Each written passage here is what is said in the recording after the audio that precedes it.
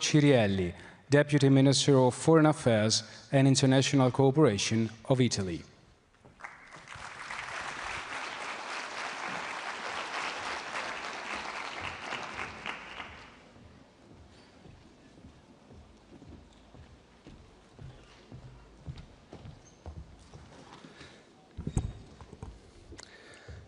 Mr. First Deputy Minister Sobolin, President Kowal, authorities, delegates and guests, I'm particularly glad to speak on behalf of the Italian government at the closing of this conference for the reconstruction of Ukraine.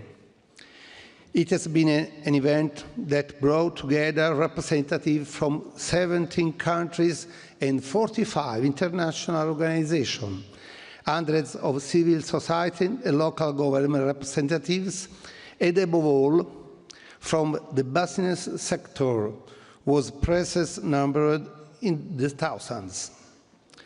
More than 200 agreements were signed, 40 signed just by Italy.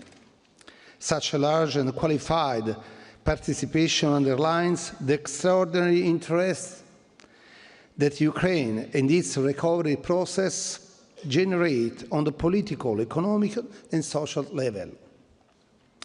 Referring to words of President Meloni yesterday, from the very first day of the brutal, illegal and unjustified Russian armed aggression, Italy has stood by Ukraine and will continue to do so.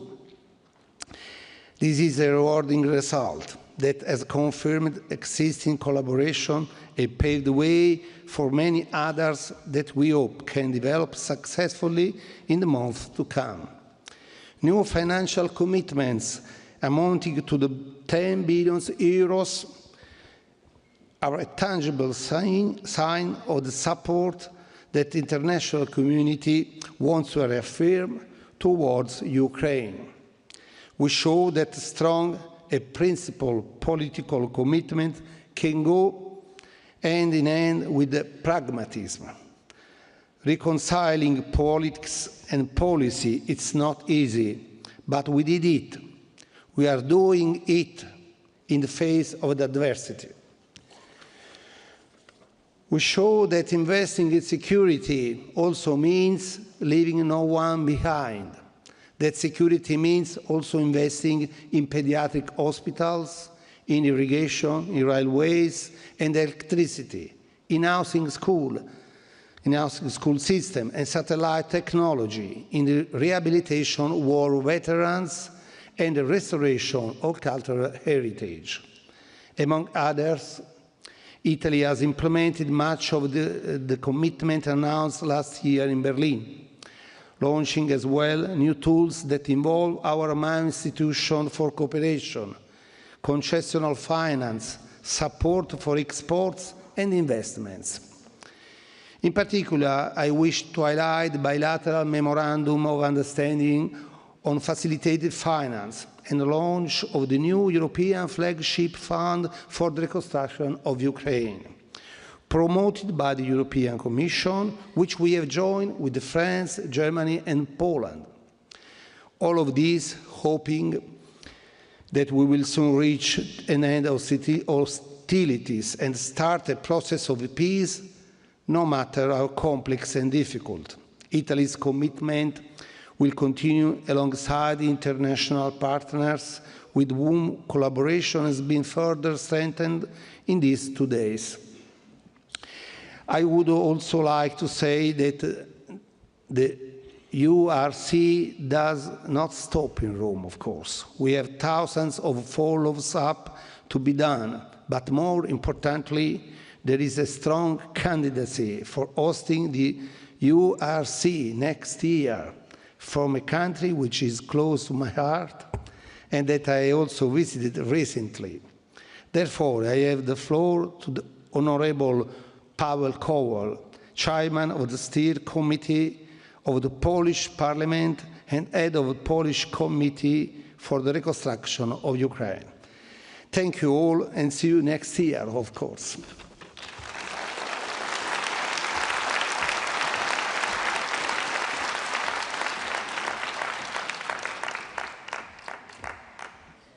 Thank you, Deputy Minister.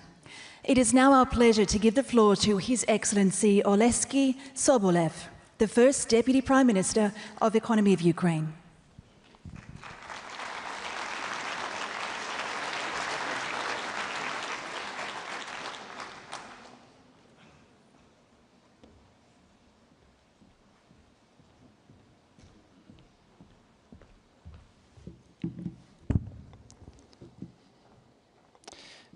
Dear Edmondo Cirelli, dear Honorable Pavel Koval, ladies and gentlemen, thank you very much for being here, for being with us for the last 3 days, so 2 days of the conference, but I know many of you have been working here extensively during the previous day. Let me sincerely thank our Italian hosts for organizing this year's conference and all our friends and partners for the active participation.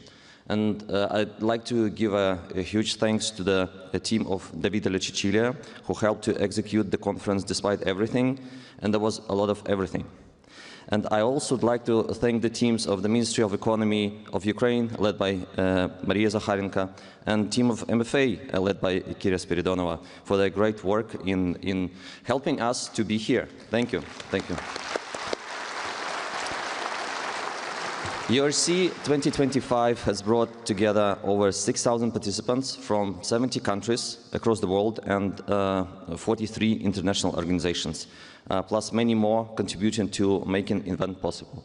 And we're looking forward for final figures that will reflect the full scale of just joint effort, but we already can say that this is the largest and the most productive URC event held. This is fact.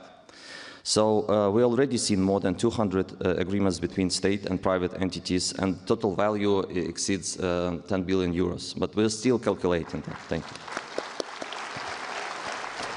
So among some of the key highlights is the strong continued support from the European Union. And the EU has announced a new 2.3 billion package of agreements under the Ukraine investment framework.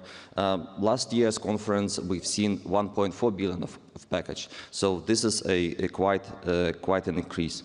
The second is that we'd like to highlight is this European flagship fund for the reconstruction of Ukraine by European Commission and Italy and Poland and France and Germany with other IFIs, European Investment Bank together, and 1 billion for macro-financial assistance package for Ukraine. That shows continued European commitment and shows our progress as a future European member. We also had a number of very important announcements and agreements reached with our host country, Italy, as was just presented, as well as with the other partners like EBRD, EIB, Council of Europe Development Bank, World Bank, Switzerland, Norway, France, UK, Belgium, Germany, Lithuania, Poland, Slovakia, and many others. So we can continue just showing how productive this conference was.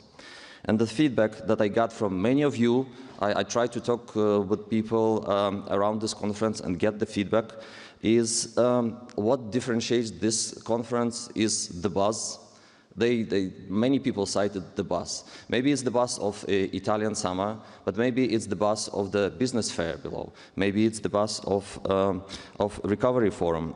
Maybe it's the buzz of the regions of Ukraine. It's definitely the buzz of the Ukrainian defense sector. This is the first time ever was presented here, and defense sector that protects Ukraine right now and protects Europe right now from the Russian aggression. Thank you.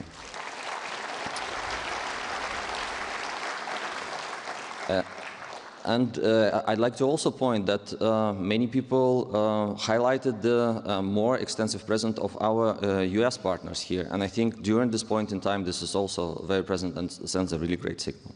And this is a powerful signal of trust in Ukraine and our shared recovery agenda. So closing this year's conference, I can assure you we're already starting preparation for the next URC, and as was just said, following up on the many agreements and commitments. I think you and your organizations are trying to do that as well, aiming at making it even more productive next year than this one. And we welcome the fact that Poland is among the countries that are ready to host the future URC, and this is a strong gesture of solidarity. So thank you once again. Slava Ukraini. See you next year. Thank you.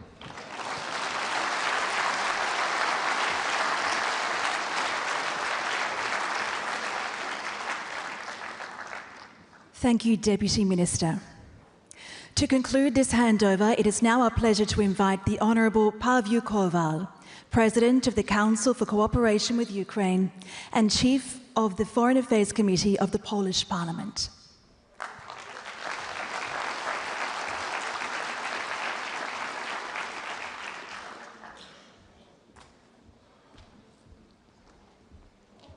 Colleagues, ladies and gentlemen, dear Edmondo, Davide, Alexei, I would like to congratulate the organization of the huge holistic political event. I would like to congratulate you, especially the serious political impact of this year's URC conference. I thought, what is the essence of our meeting in Rome? And in my opinion, the essence is that the West, in the birthplace of the West culture, in Rome, demonstrated unity. It is a result of personal achievement of the Italian leadership led by Prime Minister Meloni. Applause for Prime Minister Meloni. That was exciting, today to sit at the same table and spoke the same language with the Americans, Brits, Canadians about the future architecture of world security. It was, ladies and gentlemen, a conference about recovery, but not only. But it was also a conference about the future shape of European security. Few words about next year. We dream. We dream of opening a new chapter of European history. Let's open next year the chapter of recovery in peace. Today, it's an important day. The patron saint of these days is Saint Benedict.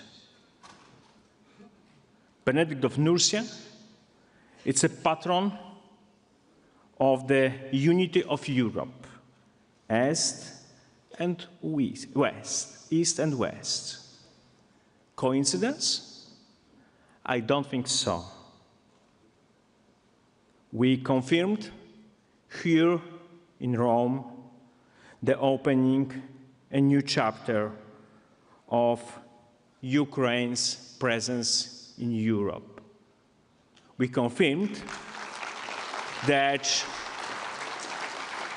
the doors to European Union for Ukraine will definitely open. I would like to congratulate also many financial decisions, especially launching of the European flagship fund. I'm proud, I'm personally proud that Poland was among its creators. Their minister, their Davide, their minister Alexei. Poland was the first to help Ukrainians after all-out Russian invasion 2022. As said, President Zelensky is Polish parliament. I remember kind of humanitarian uprising in Poland to help Ukrainians on the border, to invite Ukrainians to our homes, to be ready to help in any case. Ladies and gentlemen, Poland is ready to support recovery processes in Ukraine and also to organize the next Ukrainian Recovery Conference. You are all invited to my beautiful country, to Poland. Thank you so much.